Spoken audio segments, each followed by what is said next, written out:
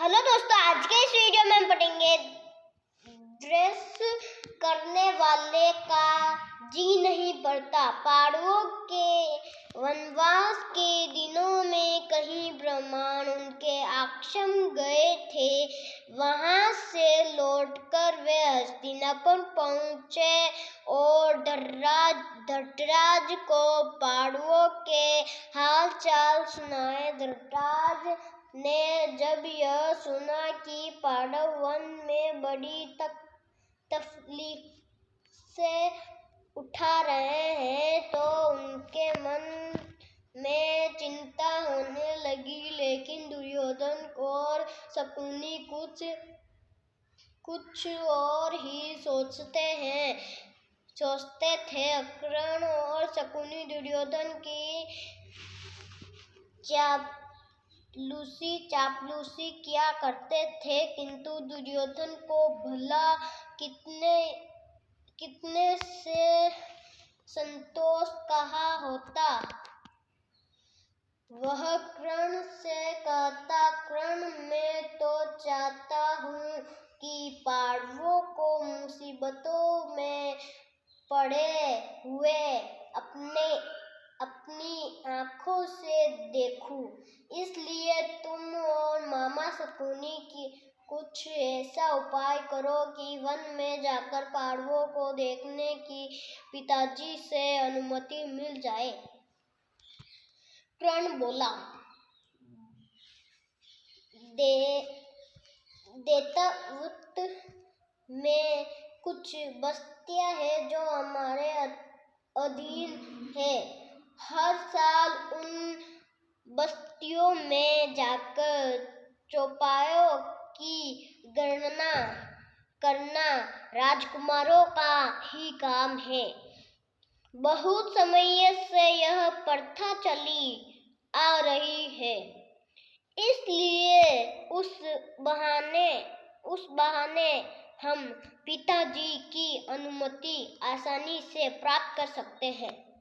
कर्ण अपनी बात पूरी तरह से कह भी न पाया था कि दुर्योधन और शकुनी मारे खुशी के उछल बड़े। राजकुमारों के बीच धृतराज ने से आग्रहपूर्वक प्रार्थना की वह इसकी अनुमति दे दे, किंतु धृतराज न माने। दुर्योधन ने विश्वास दिलाया कि पांडव जहाँ होंगे वहां से सब नहीं जाएंगे और बड़ी सावधानी से काम लेंगे। विवश होकर धृतराज ने अनुमति दे दी। एक बड़ी सेना को साथ लेकर कौरव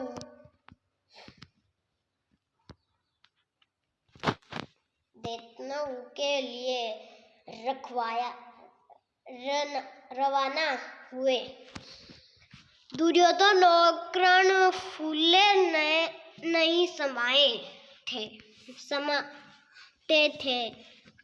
उन्होंने पहुंचने पर अपने डेरे ऐसे स्थान पर लगाए जहां से पांडवों का आश्रम 4 कोस की दूरी पर ही था। कद्रवराज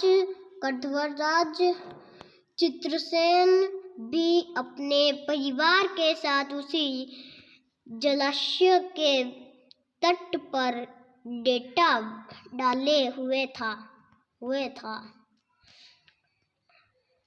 दुर्योधन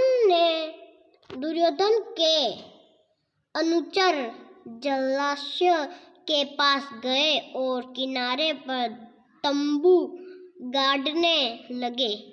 इस पर गंधर्वराज के नौकर बहुत बिगड़े और दुर्योधन के अनुचरों की उन्होंने खूब खबर ली।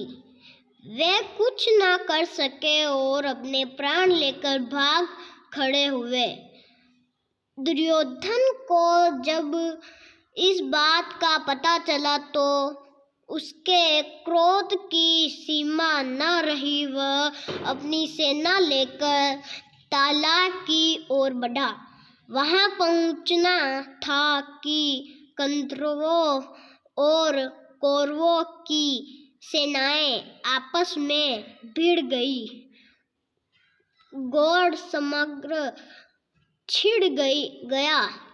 यहाँ तक कि कर्ण जैसे महारथियों के भी रथ और अक्षत्र चूर चूर हो गए और वे उल्टे पांव खड़े हुए। अकेला दुर्योधन लड़ाई के मैदान में अंत तक डरा रहा। कंधर्वराज चित्रसेन ने उसे पकड़ लिया। फिर रस्सी से बांधकर उसको अपने रथ पर बैठा लिया और रथ बचाने विजय घोष किया। जब युधिष्ठिर ने सुना कि दुर्योधन व उसके साथी अपमानित हुए हैं तो उसके गंभीर स्वर में कहा, भाई भीमसेन, ये हमारे ही कुटुंबी है। तुम अभी जाओ और किसी तरह अपने बंधुओं को कद्रों के बंधन से छुड़ा लाओ।